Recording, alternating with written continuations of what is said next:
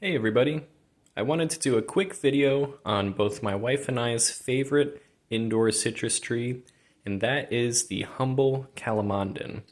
So the Calamondin's a natural hybrid between a kumquat and a mandarin, and it makes this very attractive, a very nice ornamental plant that in most circumstances, especially when it's potted, stays relatively small.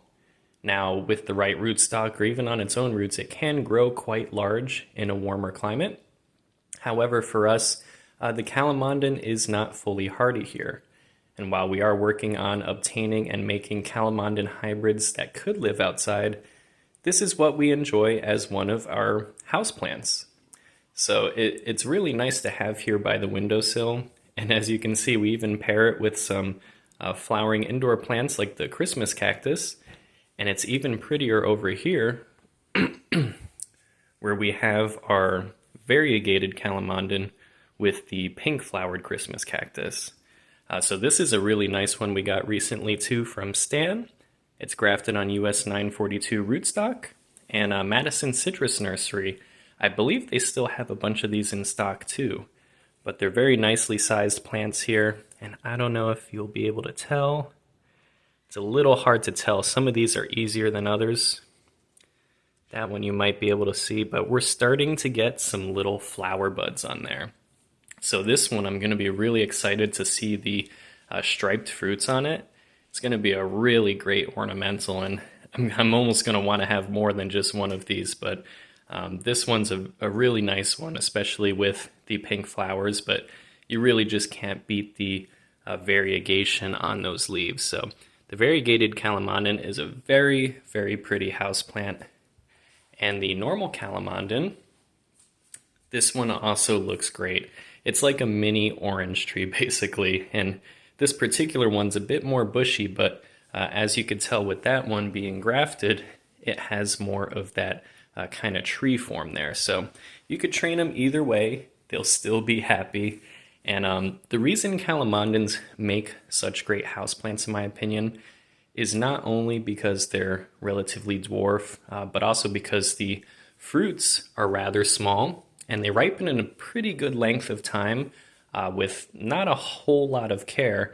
And for the most part, I find that they're a little more resistant to some of the issues that other citrus trees will have being grown indoors. Now, just in general, any kumquat or kumquat hybrid is just a better choice for indoor growing if that's what you're doing, because of the smaller stature and smaller fruits that will ripen quicker. But I find the Calamondin in particular seems to be a little more resistant to dropping its leaves or any leaf yellowing. It's a little more resistant to spider mites and indoor pests like that.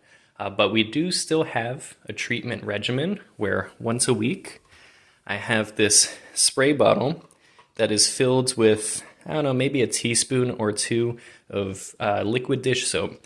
And we'll go around and we'll basically mist the entire tree, making sure we wet the leaves and wet the stems. And basically what this will do is this will kill any spider mites that are currently infesting the plant.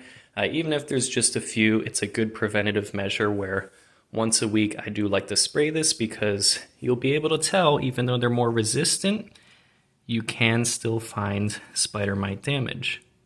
So it's not all over this plant. It's not as much of an issue as some other citrus I've tried growing indoors, but typically not only does the spraying help, but also making sure that you're fertilizing it regularly, making sure that the plant is healthy and hydrated and growing as well as you can otherwise, because when the plants are growing slower and they're not as healthy, that's when they tend to be more susceptible to insect damage. Just growing indoors in general, citrus aren't as happy as they are outdoors, and that relates to humidity too. Indoors can be very dry and lacking in that humidity, especially in the winter time, because oftentimes you're going to have the heat on, which is going to lower the humidity even further. We generally were a little more humid here in North Carolina anyway, but when we were living in New York, it was even drier indoors in the winter. So definitely I would recommend for If you're really, really trying to baby your tree, you can even have a humidifier too. But I find as long as it's hydrated and as long as we're spraying it and staying on top of that, giving it adequate nutrition, it does just fine. Now, in terms of the mix we're growing it in, because I'm sure some of you are going to be curious, we do have it in Madison Citrus Nursery's standard potting mix. So there's just kind of like a blend of chunky peat moss and pine bark, and we have a little bit of their slow release fertilizer. I forget the exact one we have in there, but we chose the one that's lower in nitrogen and higher in potassium to facilitate the fruiting. I don't want this to be a very vigorous tree. We quite like its size now and where it's sitting here by the window. So we just want a small fruiting kind of bush here. And for our other one, I actually ran out of their mix and I made my own, which this is also another really good mix I've used for citrus, as well as cactus and dragon fruit alike, which this mix is a 1:1:1 ratio of peat moss, and you could put a chunkier kind if you have it, perlite, and sand. So it's peat moss, perlite, and sand, so it's a relatively more of a permanent or longer lasting soil mix. And it has those same little slow release pellets in there. So we're getting that nutrition anytime it's watered. And you might notice too, in both of these, there are terracotta spikes, which help facilitate the watering. So most of the time I don't directly water these very much. Maybe I will feel, and I'll just kind of go based on feel. If it feels really dry and the water has run out here for a bit, I will top water it, refill that, and then it's good for a while. And for the most part, as long as I'm refilling this, I don't have to water this thing much at all. So that's at least been my personal strategy for indoor citrus and calamondins in particular. I like the passive watering with the terracotta spike. So in terms of care, that's pretty much all we do. We just make sure it's hydrated enough with that bottle there. We give it a spray once a week, and for the most part, it's set. In terms of fertilizer, that's probably only maybe twice a year. We might do some in the spring and summer, and then we'll kind of lay off for the rest of the season. But as you can tell, even up here, it is just continuing to pump out more and more fruits. It is unbelievable. There's even one ripening here, but pretty excited because a lot of these are changing color. And I thought this was a good time to share with you guys and show you what's going on with these.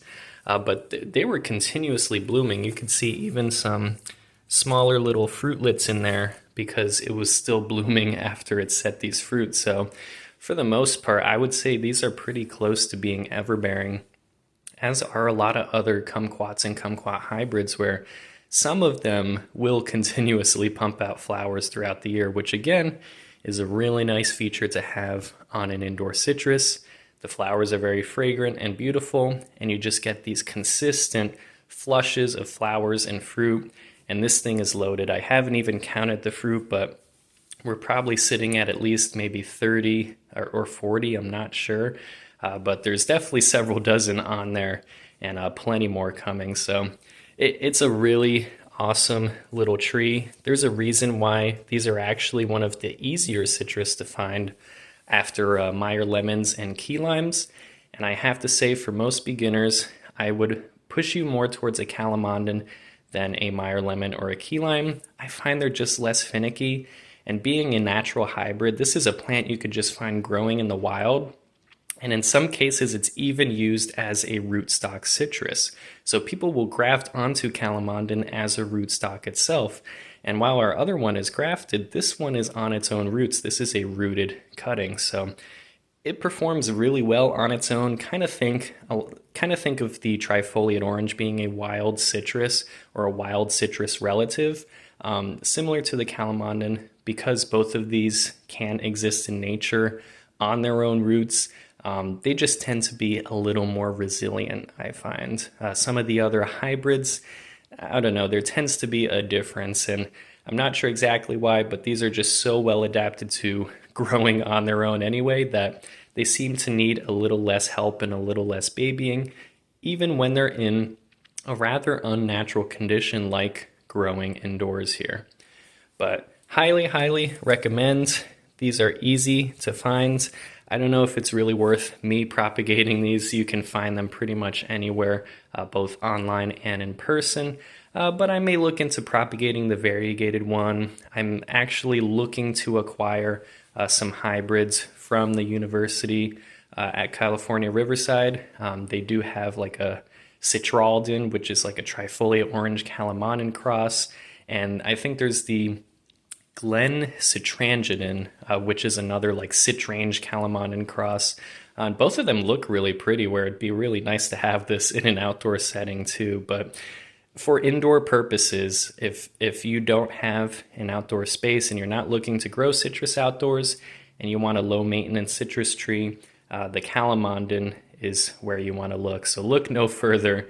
This is your choice, and it's our favorite choice. We love having these in the house, and we already have 3 of them here. We're probably going to get even more because we keep one on our patio too. So lovely tree. I'm sure some of you are growing this already, but if you're not, maybe give it a try. But I hope this helps if you're looking to take care of your Calamondin you have already, or maybe you're looking to add one to your indoor plant collection. So hope you guys enjoyed this little view of our Calamondin tree, and I'll see you in the next one. Bye-bye.